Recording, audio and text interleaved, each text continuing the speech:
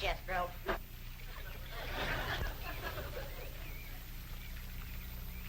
Only one bad thing about putting you still here, Granny. What's that? Drysdale place is downwind. The smell of your corn liquor or brewing is going to drive poor Miss Drysdale right out of her mind. She's a drinking woman. How do you know, Uncle Jay? Well, he kind of let it slip out. Remember when we was unloading this from the truck? Yeah? He says to me, what's that? I said, that's a still for making corn liquor. He turned kind of white and trembly, and he says, oh, please don't ever let my wife see that. I reckon she just can't leave the stuff alone. Some folks like that. Terrible. Come to think of it, that's how come she's in Boston. What kind of drinking? Yeah. Miss Hathaway says she goes all over every place looking to get cured. Them city cures no good. The minute you go to taking it away from them, they want it all the more. I could cure Mrs. Drysdale of her drinking in 2 days. How, Granny? I just tell her she could have all she wanted. When they find out you don't care if they drink, they don't care to drink. That sure would be a blessing. Over here, Ellie, now. No more talk about drinking. Hey, look, everybody. Ella Mae's wearing a dress. How, Mr. Drysdale's in the house to see you. All right. My, ain't she pretty? Yeah. But, Ellie, you're showing too much bare hop. Well, that ain't her fault, Granny. She just got the dress on backwards. Ellie, honey, put it on the other way around. All right. Hold it. Hold on. The world kind of a dress is that? Well, Miss Hathaway says it's a California sundress. Let no son of mine wear it. My daughter neither. Granny, you'd best get her into something decent whilst I talk to Mr. Drysdale. Uncle Jay, can I go swimming in the cement pond? Oh, I reckon so, Jethro. But this ain't like the swimming hole back home. You can't go in there without no clothes on. I can't? No, sir. Okay, Uncle Jay.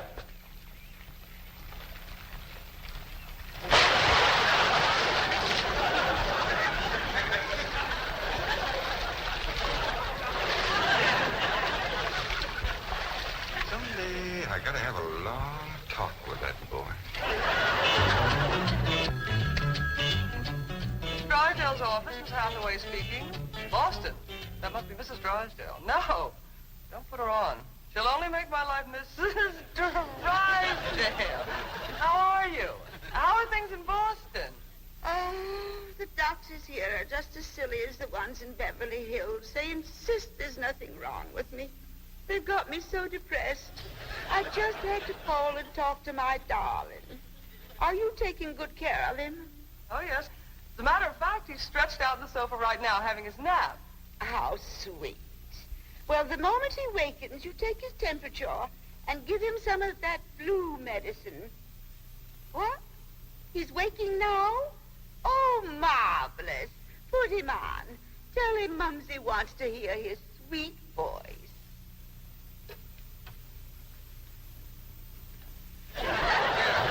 Speak to your mumsy. He whined. Oh, he probably has a migraine. Oh, poor Patricia, my lord. Even made a hypochondriac out of you. Any message for Mr. Drysdale? Who? Oh, Melvin, my husband. Yes, well, is he there? No, he's up at the Clampett estate. Clampett. They bought the place next to yours just about the time you left for Boston. I don't find them listed in the first families. You tell Milburn not to mingle with them socially until I've had a genealogical check run on them. We don't want riffraff living under our very noses. For pain, one swaller. Don't open near fire. I'll be right in, Mr. Drysdale. Thank you, Willie Mae. Granny, this is quite an array of medicines you have here. Yep, them's all the remedies I made myself. I wish you'd make something to help my wife. She's a terrible hypochondriac. Oh, What's the hypochondriac? Ellie, you run along now. I'll join you directly. Yeah, she goes from doctor to doctor to doctor. Well, I reckon the doctor can't help what's ailing her. Of course they can. It's psychosomatic. But she insists on prescriptions. Oh, I wish you could see our bedroom. Bottles all over the place. I plead with her. I hide the stuff. She always finds it or gets more. You think that's a lot of bottles? You should see my wife after a trip to the pharmacy. Why, she's so loaded she can hardly stagger up the stairs.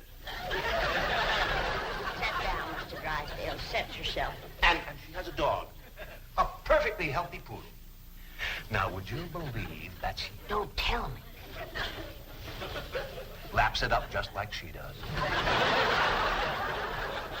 Lord, you're sure toting a heavy burden. Now, maybe I can help you. Now, if she was to think that every time that she was to... You can just wear that barrel till your clothes get dry. Happened to Jethro get too close to a skunk? He jumped in the pond with his clothes on. Mr. Drysdale, I'm sorry to kept you waiting. Did Granny tell you about her complaints about the kitchen? Jed, I'm ashamed to mention my piddling troubles to a man bowed down with the misery he's got. You know his wife.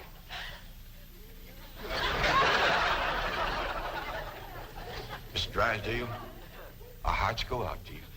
And we're going to help you, ain't we, Jed? You bet you we are. Man serves a poor purpose in this world if he can't help his neighbor. Oh, you're very kind, but I'll manage. I've been living with it for years. Have a nip, it'll brace you up. Oh, no, thank you. I never touch it. You hear that, Jed? Poor man. He's got all the trouble and none of the fun.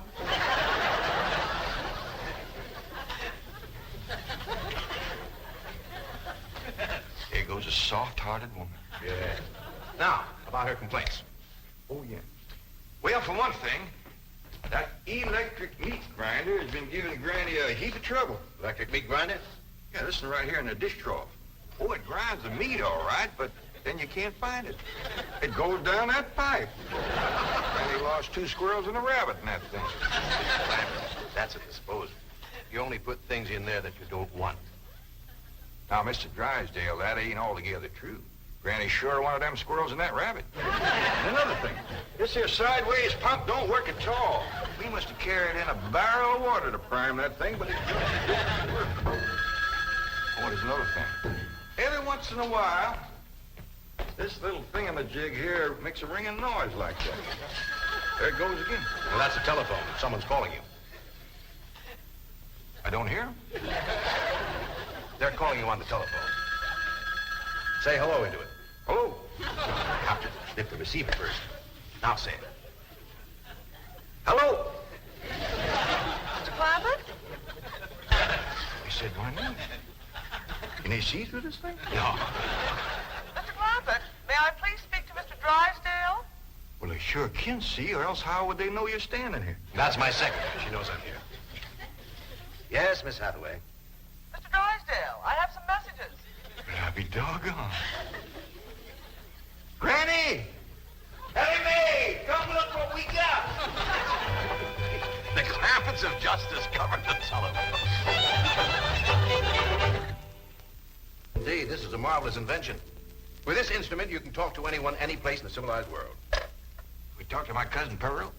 Oh, yes, of course. Right now? Yes? Ellie me. Run out back and fetch Jethro. Oh, wait a minute. He might not have his clothes on yet. Oh, I'll get him.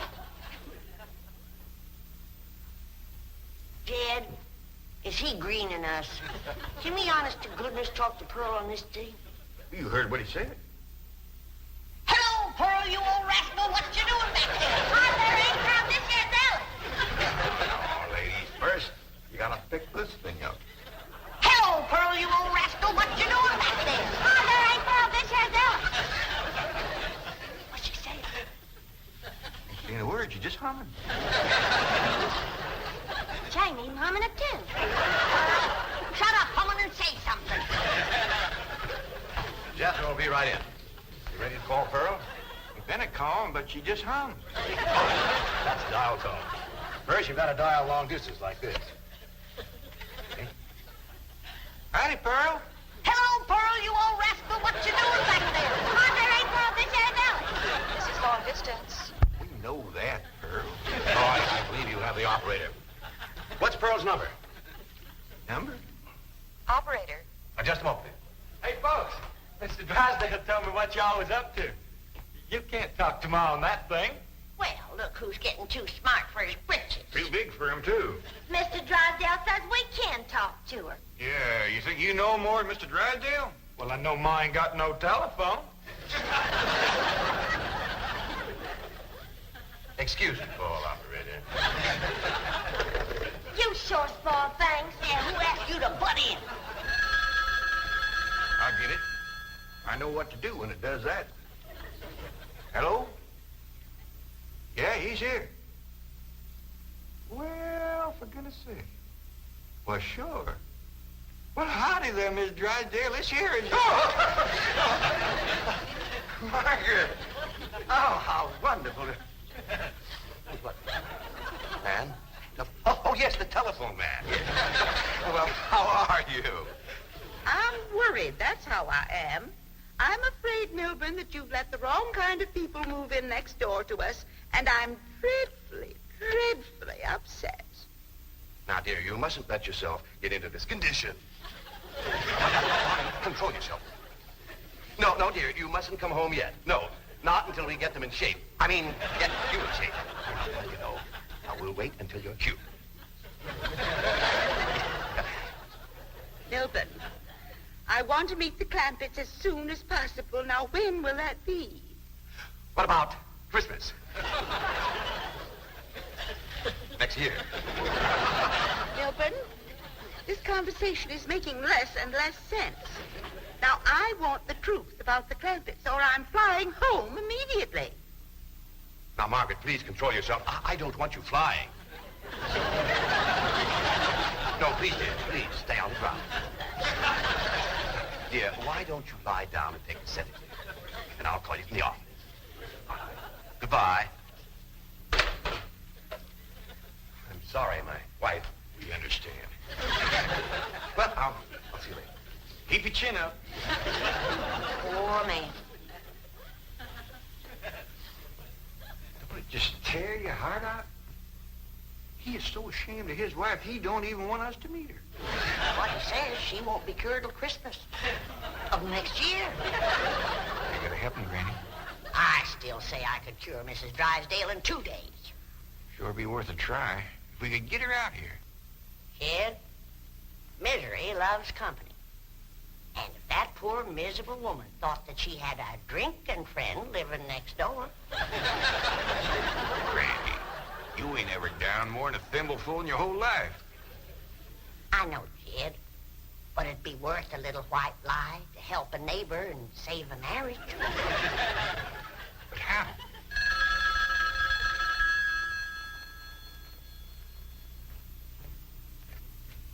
Hello? Yes, ma'am. Oh, he got a stroke of luck, Granny. It's Mrs. Drysdale again. Well, no, ma'am, he ain't here, Mrs. Drysdale, but Granny and me'd like to talk to you. We your next-door neighbors, the Clampetts. Listen, honey, I got my still set up not 50 feet from your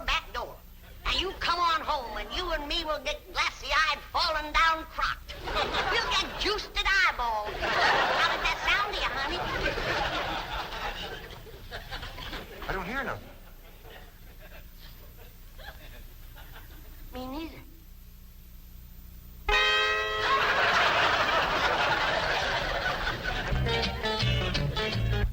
That's the message I got when I tried to put through your call. She's on a jet, right? Never mind the grisly details. Oh, I am ruined. If Margaret gets one look at those hillbillies next door, she'll leave me. Get my psychiatrist over here. Move over, Claude. I need this more than you do. I know you don't need your psychiatrist. You're looking at the dark side. There is a bright side. Of course. Your wife is an intelligent woman. She'll see that underneath that rough exterior, the Clampetts are basically fine people. Or she may even help them to get socially acclimated. You're right. I don't need my psychiatrist. You do. Your wife will take... My wife, through whose aristocratic veins flows blood the color of bluing, considers anyone whose ancestors did not arrive on the Mayflower immigrants. Yes, she does make rather a fetish at the family tree, but... But nothing. I'm stuck. Now, I'm either going to lose my wife or my largest depositor. That's what makes the whole thing so difficult. You know, I like the Clampetts, but I love my wife. Isn't life weird? She's a snob, she's a hypochondriac, she's not young and beautiful, but I love her. And now I do need my psychiatrist. Now, Mr. Drysdale, as we used to say at Vassar, tout devient tout éclaircit. Courage will light your path. Yes, I know what I have to do. I'll go to the airport. I'll take Margaret in my arms. I'll look her in the eye and lie like a rug. I'll tell her the Clampetts have left town and put her back on the plane. I beseech you, do not become enmeshed in a web of lies. But it won't be a lie if the Clampetts are tricked into actually leaving town. But they're just getting settled. What could possibly induce them to leave town? That's your problem. Me? You expect me? But they like you. Finagle them into going to Palm Springs for a few days. No, no. I will not help you spin your deceitful web. Miss Hathaway, would you rather be an unemployed secretary or a spider with a rage? You know, I think the Clampetts might enjoy Palm Springs. Palm Springs? Where's that? It's about 125 miles from here, in the desert. Desert? Yeah, remember we crossed one of them on the way out here. All that sand? Yeah, I remember. You ain't getting me to no desert. Trees were so far apart, the woodpeckers had to tote lunch. But this is different, Granny. This is a beautiful resort with lots of trees and fine hotels and swimming pools. We got a pond for swimming right there. Ellie's out swimming right now. You didn't jump in with the clothes on, did you? I don't know. Oh, surely not. She promised to wear the lovely swim ensemble I got her. Yeah, she done just like Jethro. Here she comes with the dress shrunk clear up to her. Granny! What's the matter? All her hair come out. What? It's true. Ellie lost her beautiful hair. Heaven help her, she's bald as an eagle. Hey, May, take off your bathing cap. Oh, praise be. All right, but Ellie, you hadn't ought to went swimming with your clothes on and shrunk up that nice dress. This ain't a dress, is it, Miss Jane? No, dear, it's a beach jacket to wear over a bathing suit. Ellie Mae Clampett. Cover up your nakedness, child. That's the way everyone goes swimming out here. It's perfectly proper. Well, you wouldn't catch me in nothing like that. Me neither. Mr. Clampett, how would you like for a member of your family to become Princess of Palm Springs? What? They're holding a beauty contest at the Springs this week, and someone in this very room has the face and the figure to win. When the judges see her in a bathing suit... I told you I ain't putting on no bathing suit. Believe me, Mr. Clampett, this beautiful daughter of yours can win that Palm Springs beauty contest without even trying. Can we go, Pa? I'm sorry, Ellie Mae, but I just don't cotton to the notion of a bunch of strangers gawking at your bare limbs. Besides, we already know you're the prettiest. Why shame all them other girls? Run along and get some clothes on. Yes, sir, Pa. Mr. Clampett, I do wish you would reconsider about going to Palm Springs, even if Ellie Uncle doesn't... Jay, Duke, and... Howdy, Miss Hathaway. Jane to you, Jethro. Well, Jane to you, too. Duke and me's all set to go hunting, ain't we, Duke? Jethro, have you ever hunted in the desert? No, ma'am. Oh, it's a fascinating place. You might even see a mirage. If there's one there, old Duke will tree it. He's the best hunting dog there is. Well, I love hunting around Palm Springs. You'll all love Palm Springs. They have wonderful hotels. Have you ever stayed in a beautiful hotel suite? No, I ain't, darling. Granny, let's you and me go and leave these two lovebirds alone. And wait, please, let me take you all to Palm Springs. I'll tell you what. Why don't you take Jethro and Ellie Mae and me and Granny will stay here. But then Mrs. Drysdale would see. I mean... Is Drysdale coming home? Is that why you was trying to get us out of town so we wouldn't meet her? Yes, that is the reason. I'm so ashamed I could die. Yeah, now, don't go to crying about it. The way I look at it, ain't nobody got a right to be ashamed of nobody else. Good Lord made us all, and if we's good enough for him, we sure ought to be good enough for each other. I hold back on them tears. You's among friends. Well, I remember a long time ago hearing a fella say it. He said it just about right. He said, there is so much good in the worst of us and so much bad in the best of us that it don't hardly... Boo! Well, go ahead and bawl. It'll make you feel better. I'll tell you what. If this means so much to you, we'll all pick up and go to them Palm Springs with you. Oh, bless you.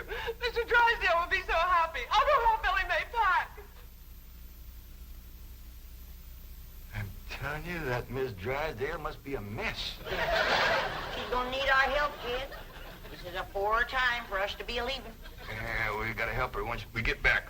Right now, we gotta respect Mr. Drysdale's feelings. Jethro, you go get the truck ready. Okay, Uncle Jed.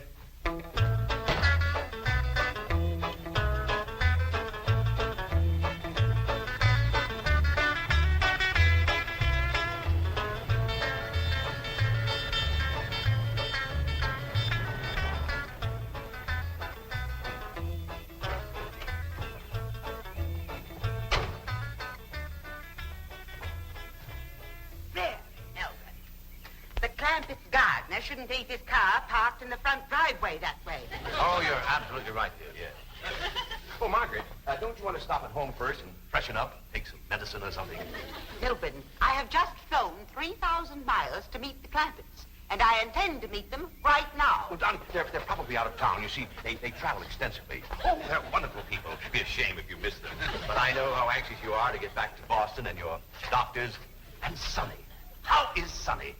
How's he like Harvard this year? Is it Yale? Princeton? Dartmouth? Let's go ask him. Milburn, what is the matter with you?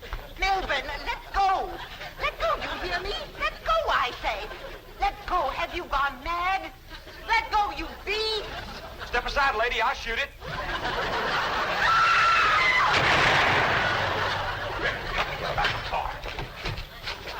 What'd you shoot, Jethro? I think it was a fox. Who's that? My wife. And why aren't you in Palm Springs? Let's get her home as quickly as possible. What's going on? Jethro shot a fox. That's Miss Drysdale, stewed to the gills. No wonder they didn't want us to see her. Poor woman. You mean poor husband. Yeah. We can't go up to Palm Springs and leave our neighbor at a time like this. That's right.